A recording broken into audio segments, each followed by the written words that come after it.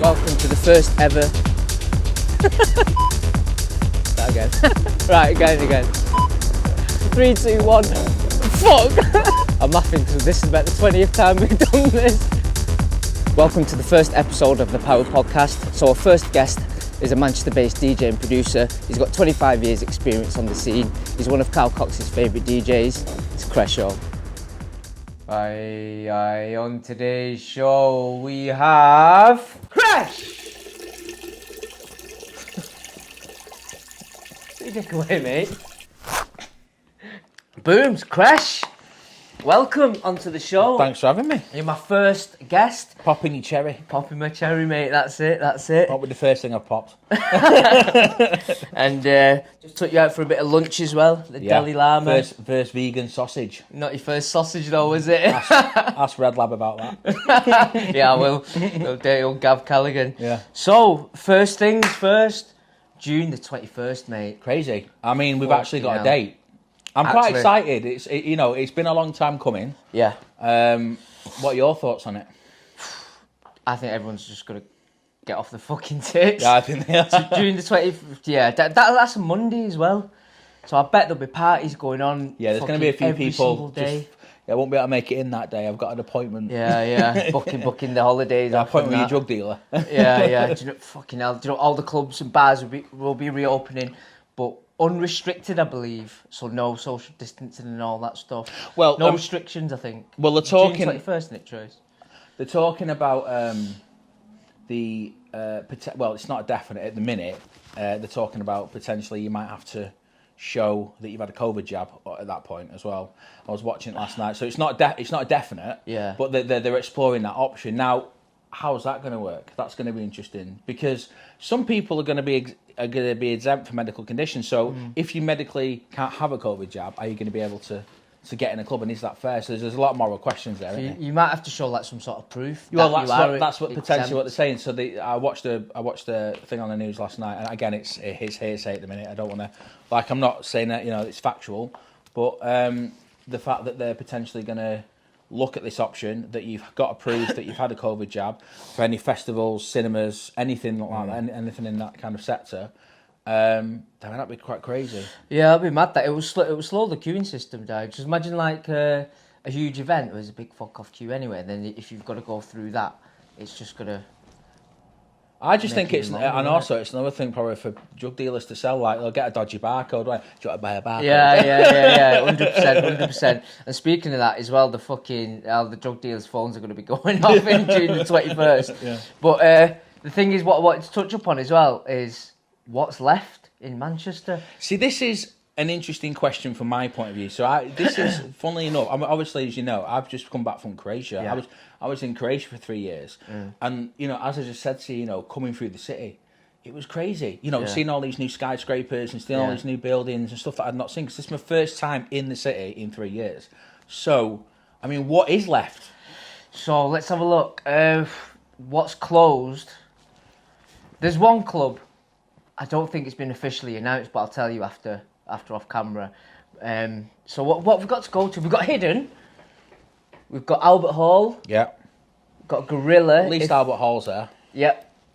We've got Gorilla. If that's still open, I'm not sure. Yep. Can you have a look, Tracy? If Gorilla is Gorilla closed? And then Joshua Brooks. Yeah. Got Joshua Brooks. See, I'm fucking struggling. Like once you could say reel off all these places. Yeah. Places for house and techno events anyway. So what we've got? I mean, you've got your corporate giants. Obviously, you've got your warehouses. They're not going to be too worried. Yeah. But I mean, from a club point of view, interesting to know what's actually out there. I think top of my head and discussing it the other day. They're the ones. So we've got Hidden, Joshua Brooks, Gorilla. Death Institute is still on, but it doesn't really do much house and techno events, does it? Albert Hall. That's about it, I think. I mean, bar-wise, I think I seen something the other day. Apparently, Dry Bar shut down. Oh, an Oldham. On Oldham Street. Oldham Street. I mean, that's such an iconic bar. I think it shut down a while ago, before lockdown. Oh, did it? Oh, right, I could be wrong there. But with that said, though, there are a lot of places opening, but I don't know of one new club That's opening. I think I think it might be a bad time to invest in a club. Obviously, yeah. But there's no certainty at the minute, is there? That's the problem. Yeah. With what's going on, I mean, it's just been hard for everyone in the music industry. It is, obviously. Yeah. I mean, the lack of being able to play at a venue or whatever. I mean, the hospital, the whole sector, it's just not been very well supported, has it? No, they just didn't give a shit about that whole sector. I mean, look at how many billions it brings in, and look 10 at billion, what isn't it? 6.4 billion, I think it is, right, a year. Do you know what I mean? So, I mean, if you look at that sector in itself, and you know, the UK is known for, you know, regardless of what music you're into, we're known for pioneering music. You know what I mean? It's you know, it's been quite disheartening. I mean, the problem is, I think, from my point of view, the hard thing was, obviously, I wasn't even on UK soil. I was living in Kreso. For those who don't know, I've actually got Croatian descent, hence Kreso. So I'm half Croatian, half English. So I was with my family over there, and you know, I was really. It was just all I think I was seeing in the news feed about the whole situation. Yeah. But like you say, June 21st, be interesting to see what happens, be interesting to see what venues are available, who's going to be doing events. Yeah. It's going to be one mad party. That week is just going to be one big party. I think we can all say we can let our hair down. We've got something to look forward to. There's a date there that I'm looking forward to it. I really am. I don't even know where I'm going to go, to be honest with you. In fact, where would you go? Put something in the comments. Where would you go? What would you do? What would you advise to do? Do you know what I mean? Let us know what we should do. Yeah, I think they're still working on the dates and that. And there's House 22, and there's a new night telly house that's going to be for us. See, House 22 have been around for a long time. Not a promoters, really nice guys. Steve Ames, off his tits. Isn't He's a good lad, Steve. He's a good lad. No, he is. He's a great guy. He's got some good dates coming up. I nearly said where it was then, but I don't think it's been announced. So, but House 22, that's one to keep an eye out for if you're into your techno. But let's just hope these infection rates don't go up. I think with the vaccine, they shouldn't go up. Hopefully they'll drop down. As long as people, you know, don't take the piss. Yeah. Obey the rules a little bit, you know what I mean, and you know, it's not a nice thing to catch. Yeah, you had it, didn't you? I did. So to get you the story, so obviously I spent, you know, when it all kicked off, I'd basically been in Croatia since 2018. Come back last year, November. I mean, it was nowhere near as bad in Croatia as it was here, I've got to be honest with you. But I've come back, I got back, and within 10 days, I've caught COVID, okay? So around Christmas period. I tested positive on Boxing Day, because I had to self-isolate for 14 days. So I got back at the start of December, basically. And it was crazy because I actually generally was mask on if I'm getting in a lift or, you know, I'm not touching things. And I was being careful. Yeah, proper, like constantly washing my hands and using sanitizer and whatnot. And then I got it. I remember I woke up on Boxing Day. I said, you know, let's just go into have a meet around some shops or something, look at some sales just to kill some time. And I got back in the afternoon. I didn't feel too good. And how did you feel like?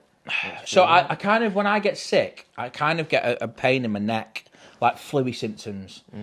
Now, just for those, I mean, I can only go off my experience. I don't want to say that this is the way it is. So please, again, don't quote me on fact. I don't want to come across like that. But for me personally, it's like it felt like I first of all had a flu. However, you can't compare COVID to the flu, and I'll go through that. I'll get to that in a second. So I said to my girlfriend, I said to Joe, obviously, I said, look, I don't feel too good here. She said, do you feel a bit fluey? I said, I feel a bit fluey, and I slept for a few hours, and I woke up and I felt a bit worse. So I immediately rung 111, give them my symptoms. They got me into a test centre straight away within an hour, which was really good. And then the day later, I got the text that I've got the COVID. Now, there's the funny thing with me. I eat a lot, by the way, guys. I love eating. And even for the first 3 or 4 days, I guess I'd say it felt like flu, but it wasn't quite flu, but I was eating. Now, normally, when I'm sick, I don't eat, okay? So I was eating loads. Just something different. But no, I'm talking like I'd be ordering curry, I'd be ordering a Chinese or a pizza or whatever, because I couldn't go out, do you know what I mean? And I was scanning loads like this. Nah, I'm all right here. I'll be all right. I'll get over this. And then within probably my 4th or 5th day, it literally hit me. My oxygen levels started going down. Apparently, I was really struggling to breathe. Really, getting worried. And she had to call 111. Got me into hospital with my conditions, and it turns out my lung was collapsing. because I was struggling to breathe, so it was really fucking bad. Didn't put you on a ventilator, did they? Yeah, I put me. There's different types of ventilation. So the ones that go like that, that's your basic one, and then they have different masks, which have different attachments, which allow different amounts of air. And they put me in the top one. If I'd have took my mask off, it was like really, really, really bad. And it really hit me. So I passed it to my mum and Joe, and out of us all, I was the worst one. I'd say physically, I'm the fittest. I was really lucky. I mean, you know, I was very touch and go of ICU. It was quite scary, but it was a real eye opener for me. I mean, I've got to be honest. I'm not saying I'm not going to go into conspiracy theories and all that. You know, it's not me. But I would say that for me, I've thought, you know, it could be worse that people are making out, and unfortunately, it's not. It's a serious thing. Yeah. Even to the point where I don't want to lower the tone too much. I watched someone die in front of me, and that really. Of corona, yeah. So basically, on the ward I was on, it was a corona ward. Now, this person was younger than me. We'd not even gone up to ICU, and literally like that, it just stopped breathing. So that really hit home from that point of view, and I was lucky enough to kind of fight it off and get out. So, you know, I'm definitely up for getting the vaccine and hopefully getting it out and getting sorted. But it'll be interesting to see, you know, what prevails from it. I think you're all good now, though, aren't you? Yeah, I mean, I've got to actually go back to hospital for my scan. I'm actually still an outpatient, right? So they've got to just confirm that my lung has made a recovery, which I'm hoping it has. See, but I've got long-term COVID, so if I'm walking around too much, I'm wiped out. Shit. So I'm really wiped out. But yeah. Right. So what you doing with yourself these days then? So you was in Croatia, now you're back in Manchester. So what's the Kreso up to? Same old, really. What's your plans? Well, so basically, probably something similar to this, actually. Yeah. No, I want to get. I think I'm going to carry on. I love my music. You know, anyone that knows, you know, my music is my life. Producing now, right? From a DJ to the same route I took, DJ to producer. Well, I've gone from DJing to being an artist manager, to being an agent, to being a tour manager, right? To back to producing, to kind of stroke DJing. So, yeah, what artist was you looking after? I was looking after quite in an agency. Well, yeah, it's an agency stroke management. It was, I don't know, I was definitely managing at some. I was managing Lisa Lashes. Right. It was a pleasure working with her. She was great to work with. I was managing a guy called Food Tech, amazing techno DJ as well. An agency for different people around Europe. I mean, that would change depending on the roster and whatever work was available. And then tour managing as well. You know, when I was managing Lisa, I kind of did the stroke tour managing. So kind of got to, you know, go around the world, went everywhere together, Australia and America and you name it. We went there. Yeah, it was cool. I mean, it was full on. I mean, anyone that's ever done that kind of job, it's not an easy job. It's tiring, isn't it? Really tiring because people, you'll know yourself. You know, a lot of people that aren't professionals in the industry, they look at all these things they see on social media, and don't get me wrong, it's an amazing feeling. What you don't see is everything else. It's the travelling. It's like you delay planes. You're travelling, so it's like, you know. Speaking for me as a manager and tour manager, it was, you know, sorting the gig out, sorting your fees out, sorting the flights out. If it was a landed deal, for example, then, you know, getting everything sorted on the day, checking into the hotel, then going and doing a sound check, then going and doing an interview, then making sure the transportation was sorted so we could get to the venue and blah, blah, blah. And you've got a million and one things to do. And don't get me wrong, it was cool, but literally by the time you're getting back into your hotel bed, you wiped out, you're fucked. Do you know what I mean? And then you've got to do it all over again because you've probably got a morning flight to your next destination. Do you know what I mean? So, I mean, I'm not knocking it. It was great and I enjoyed it, but it's hard work. To see the behind the scenes sort of side to it. I mean, how do you? I mean, for you, what is it? I would say, you know, when people come up to me like, "Oh man, it must have been so cool being backstage," and it's like, do you know what? In a certain sense, I don't know if you feel like this. I sometimes think, do you know what? Actually, when you're front of house and you see all the production, you see all the lighting. Backstage, all you can hear is you can't really hear the music, can you? Unless you stood in the DJ box next to the monitors, let's be honest. So you're not really getting the full effect to a certain degree. I think for me, sometimes it's nice to be front of house. Yeah, there was a couple of events. There was one particular Kaluki at the academy. Who was on there? There was WAF, Sorosian. It was a sold out event. There was WAF, Sorosian. Pete. Pirate Coffee. Yes, and then Mason Collective had the other stage. it was fucking sold out. It was fucking so busy. Yeah. Like, I think we went on the dance floor and it was too crammed. Too So we crowded. actually stayed behind stage. And we just danced That is behind probably the best part all of it. night. No, to and be it was fair, fucking yeah. great. I mean, you probably. I think the good thing is obviously when you are backstage, it's just been out to have a piss and knock you up in the toilet. Oh, I fucking hate There's that. nothing worse, Yeah. is there? And then you got someone that chewing your ear off, didn't it? Well, you're waiting for the Fuck toilet, off. and it's like everyone's like. It's like, I just want to piss and get back on the Yeah, exactly. Do you know what I mean? So that is the advantage. You know, Yeah. going in a clean toilet. They're generally cleaner toilets, aren't they, backstage? Yeah, as well? yeah, definitely. So your music, I want to know a bit about your music. So the track you just showed me, that was really good. Okay, So yeah. you that was a bit of the. So basically, route? so I mean, I can't give too much away. I mean, what I will say is this: a bit of an exclusive. So I'm working with an artist called Faloza, who's an up and coming artist, really talented at what he does. He's actually more of a commercial artist actually, and we've kind of come together. Obviously, I'm a tech house kind of guy, and we've kind of come together. We just started speaking. Funnily enough, a few mutual friend, Red Lab, Gav, right, and. He started sending me some stuff, and I started sending him some stuff, and I kind of wanted to get into a bit of a different direction, not completely going in one direction solely, but as a project in collaboration with what I'm doing now. I just thought it'd be nice to try a different style of music, and I don't want to go too much into it. What I will say, it's got that traditional top secret shit. Yeah, it's got that. All I say, it's got a very Manchester feel sound to it, uplifting, cool. That hint of old school. Yeah. But I'm looking forward to seeing where it can go. We're just making some tracks at the minute, but that's cool. In terms of me, in terms of Kreso, I'm probably actually it's probably bad actually because I've not got much on the go at the minute because I've just come back. So I'm in the middle of trying to get all this sorted out again now, building the studio. Takes a while, doesn't it? This to set all this up took me 6 months. I thought it's just you buy a fucking microphone and a camera, but it doesn't work like that. It's a lot more than that. Well, I've got to get the apartment sorted out first, then my room, then my studio. Yeah. I'm actually funny because I'm buying the lights and I'm buying cameras and I got treated to some new stuff off my girlfriend for my 40. Thank you, Joe. Looks very kind you. of you. Yeah.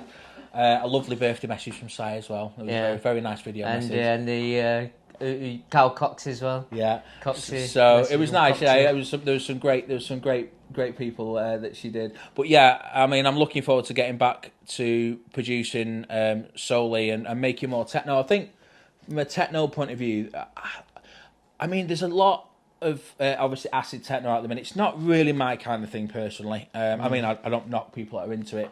I'm probably going a little bit more progressive with the techno side of things, and probably I've noticed it's getting faster. Well, I'm probably trying to slow it. It's slowed. It went through a stage where went that slow, didn't it? 125, and it was like, whoa. It was actually. Remember when like art department come out and that I was like 115, 117. Crazy. But it comes around, doesn't it? It like styles and BPMs. It went slow, I think then it's like picking up now. I was going to ask you about these actually because obviously you've got some classic. So Renato Cohen, for example, Renato Cohen. I remember when that came out, around 2001 it was. Come out, yeah. So go on. Obviously, what's the crack with? Why have you got these on the wall? So 3 records here and 3 records there. They've all got some sort of significance to me. So Renato Cohen Pontepe. So I used to go to, what's it called in Leeds? The Orbit. The Orbit. I went in Leeds, there. I went there. Yeah. Surgeon was my first favourite techno DJ, and I remember he slammed that out. Pontepe, absolutely loved that. Yeah. Little Louis and the World, French Kiss, classic. And all that. Your mum would be like, "Are you watching a porno or something?" Yeah. And then the nipple dance. I seen Danny Tenaglia play that, and I absolutely loved it. And then the ones up there on Intec again, Carl Cox's I actually love label. the B-side to that. I love the B-side. Yeah, it's good. Yeah. Tom Hasn't Filterhead, Sunshine. So I remember I went to Global Gathering. I was what year? I can't remember. I was 19, 38 now, so I'm 19, so I'll do the math on that. I'm shit at math. So 11 years. It was Carl Cox's tent. It was Global. Do you remember that? Yeah, of course I did. Yeah. So I was the Godskitchen resident. Yes. So I was probably playing that festival. Yeah. But actually, I would have. Wait, 2000 and... I did 3 years. It was Adam Bayer closed. I remember that. Well, I did. Josh Wink before Right. Cal Cox. Yeah, I did the Godskitchen arena, and I did the what was it now? Oh God, I should know. It was the gallery. The gallery. I did the gallery arena first year, and then Godskitchen after that. But Actually, it might have been. It might have been. I probably was, yeah. Because I was. Been, It was about maybe I was Godskitchen resident back then, so it made me messy. Because I remember every fucker played that. Nearly all the DJs played that. Do you know my best friend loves that, Robbo? That's actually one of mine, his tunes. He loves that tune. Yeah, it's absolutely love that.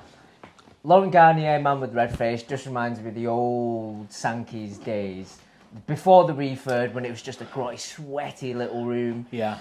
And then Octave One Blackwater, just... That's actually my girlfriend's favourite track, Joe. Yeah, so Joe, he's got your favourite track on the wall. And I'll try and rob it for you later. Even the techno DJs are playing it like 130 odd BPM. I think it has got that. It's got the techno percussion. It's obviously, I'd say it's more tech house. Yeah. But it's got that little bit of techno percussion. Do you know what I mean? Because back then, if you listen, especially to Pontypridd, all them shuffly It's just raw, isn't it? Just all the way through. And you're holding on for that. Yeah. It's like you're fishing. Totally. So yeah, going to your podcast, I think you should start one, get it started. I could have you on as my.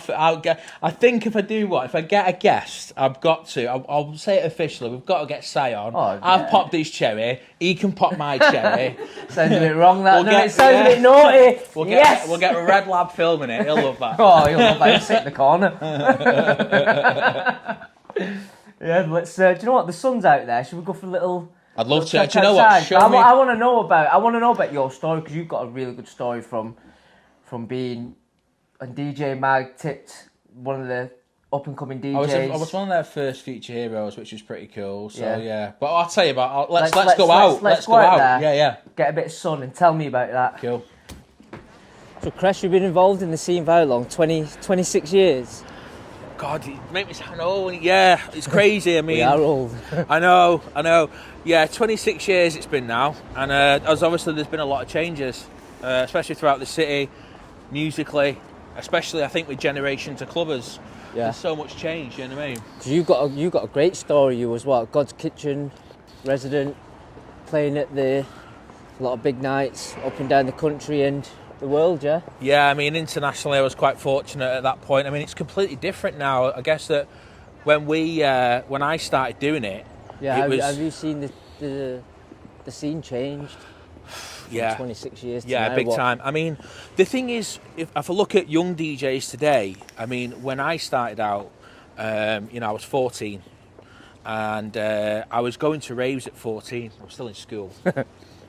And I remember walking into my first rave and thinking, it was like a light bulb went off. I knew I was really into music because I got into music when I was 9 years old. Like, I was into acid house at 9 years old, and I knew that music was going to be a part of my life, even from a young age, from a very young age.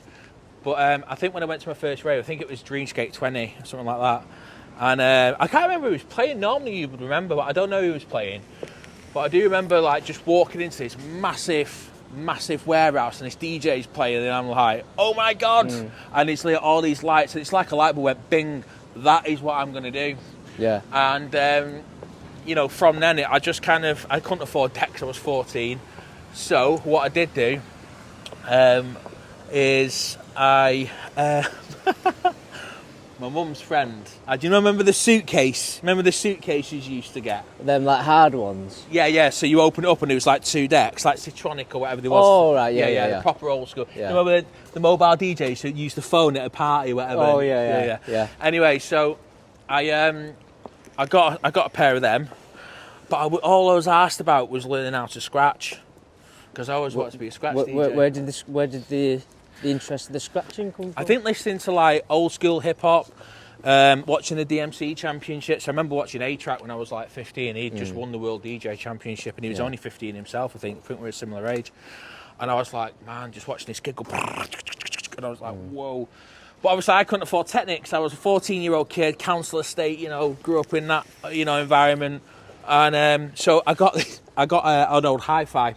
So what happened was, kids that are watching this now are not going to have a clue, but you might remember. So you used to get hi-fi, and you used to have to click the arm out to go left and talk like a 50 quid hi-fi. Right. And you used to click the arm out like that, and what would happen is the thing would go around, the pattern started going round, but this is broken.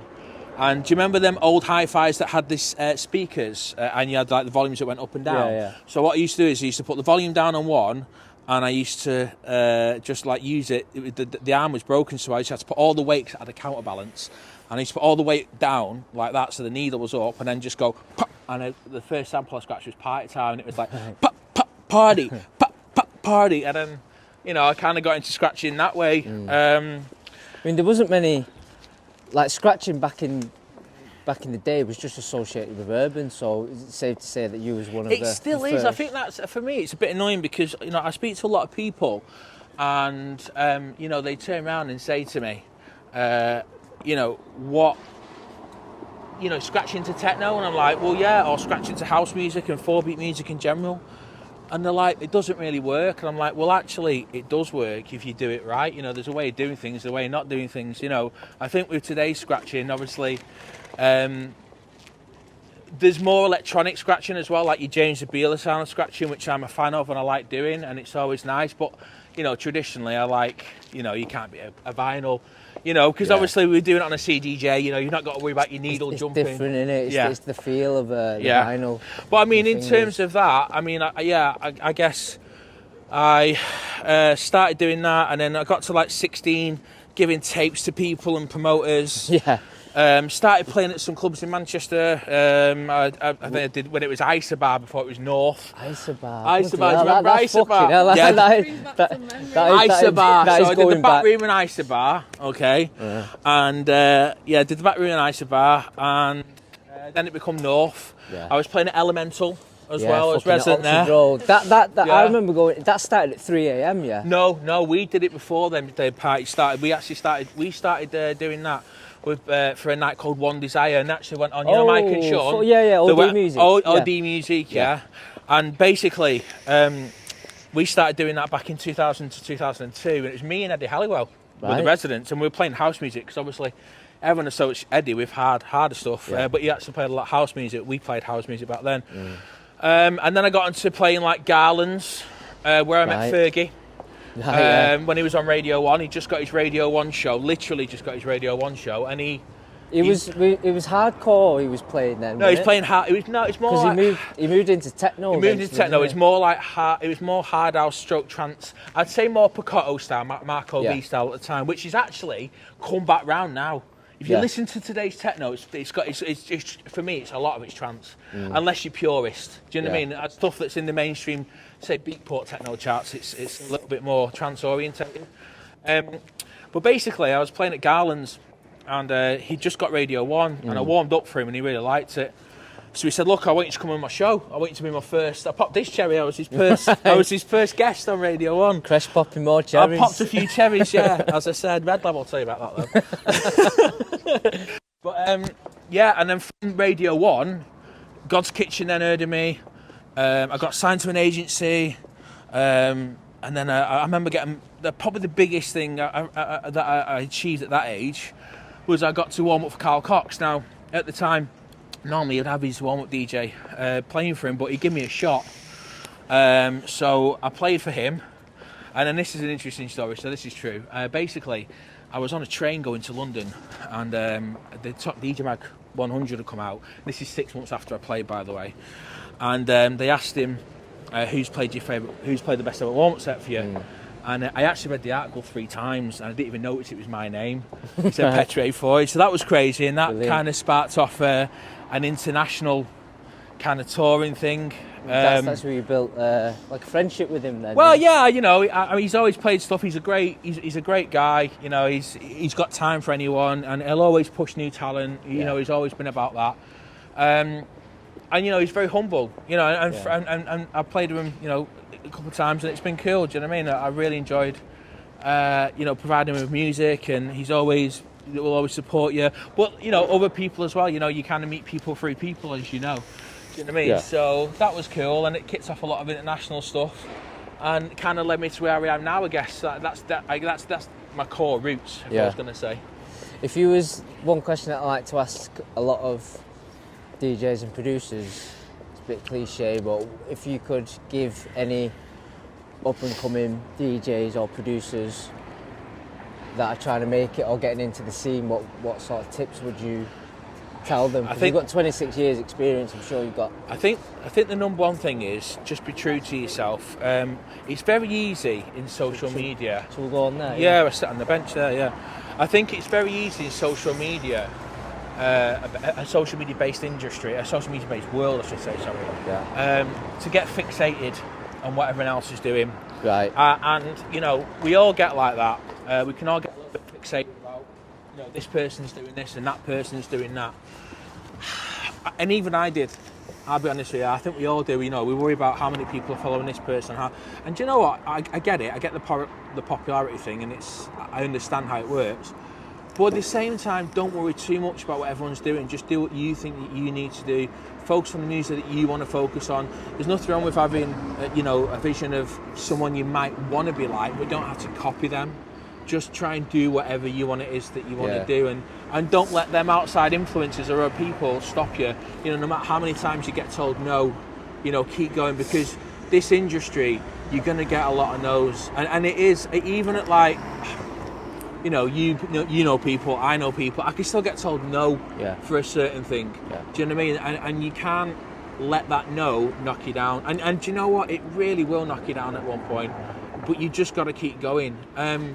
I think from a financial point of view, I was going to touch on something because I think financially things have completely changed from when we first got into it. Yeah, equipment-wise, it's all digital now, isn't it? It's like when I first started DJing, it was two 1210s, Mark 2s, DJM 600, $2,000 I think it was. But now, fucking hell, to get a CDJ now. CDJ, say if you wanted to go all out, CDJ 3000s and a Pioneer V10, you're talking nearly $8,000. And that's about your speakers and without your headphones or whatever else. And let's be honest, if you're paying that kind of money, you want a really good set of monitor speakers, you know what I mean? So, I mean, for me, this is the only, not an issue, I think it's quite interesting looking at from the outside in. I think, obviously, financially, it can be difficult for young artists. I think that, you say you've got DJ A and DJ B, and DJ A, comes from a council estate, and DJ B's privileged, and I don't want to come across like some ogre for anyone that's privileged. I'm not. Do you know what I mean? You can't help your background, and that, it's the way of the world. But are we necessarily always getting the best of DJ A from the council estate because he's underprivileged with equipment? And obviously, equipment today, as you know, it's like if you've got a studio and you've got this plugin, you've got that plugin, you can do more of this and you can do more of that, but it costs money to do. Yeah, definitely. And that for me is like, I think that promoters especially and people that are involved in the industry, we need to pay attention to people maybe that are using basic equipment and try and see between the lines of what their potential talent could be. Because I think someone that's, for me personally, I'd like to think that I could see a DJ on really minimal equipment and go, do you know what? I bet they'd be really good on this equipment as well. I mean, if they're good on the lower end equipment. Exactly. Yeah, what would they do with the high end equipment? Do you know what I mean? Because when I started talking about the money in equipment, I didn't even have the money to buy the equipment. No. It was my mate, Moggy, he was called, David Morrow. I used to go around Manchester, buy the records, knock on his